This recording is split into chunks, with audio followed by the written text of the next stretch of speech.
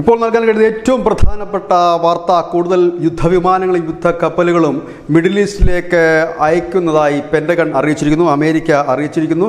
അവർ അതിന് പ്രധാനമായി പറയുന്ന കാര്യം ഇസ്രയേലിനെ സംരക്ഷിക്കുക, ഒപ്പം തന്നെ മിഡിൽ ഈസ്റ്റിലുള്ള അമേരിക്കൻ സൈനികരെ സംരക്ഷിക്കുന്നതിനായിട്ടാണ് തങ്ങൾ ഇത്തരത്തിൽ അയക്കുന്നത്.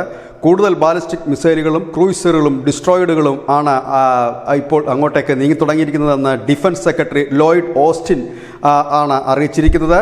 അതായത് കരയിൽ നിന്ന് കരയിലേക്ക് തൊടുത്തുവിടാൻ കഴിയുന്ന ബാലിസ്റ്റിക് മിസൈലാണ്. ഒമാനിൽ അടക്കമുള്ള US സൈനികരോട് അവിടെ തന്നെ തുടരാൻ ആവശ്യപ്പെട്ടു. കാരണം അവർ നാട്ടിലേക്ക് മടങ്ങാനിരിക്കുന്നവരുടെ അവധി റദ്ദാക്കി അവിടെ തന്നെ തുടരാനാണ് ആവശ്യപ്പെട്ടിരിക്കുന്നത്. USS Roosevelt, USS ബൾഖലി, USS വസപ്പ്, USS New York തുടങ്ങിയ കപ്പലുകളാണ്, യുദ്ധക്കപ്പലുകളാണ് ഇപ്പോൾ ചെങ്കടലിലൂടെ മെഡിറ്ററേനിയൻ കടലിടുക്കിലേക്ക് നീങ്ങിക്കൊണ്ട് ഇരിക്കുന്നത്. കൂടുതൽ യുദ്ധക്കപ്പലുകളും യുദ്ധവിമാനങ്ങളും വിന്യസിക്കും എന്ന് അറിയിച്ചിരിക്കുന്നു. ബൈഡനും ഇത് സ്ഥിരീകരിച്ചിട്ടുണ്ട്. പക്ഷേ എവിടെയൊക്കെയാണ് ഇത് വിന്യസിക്കുക എന്ന് അവർ വ്യക്തമാക്കിയിട്ടില്ല.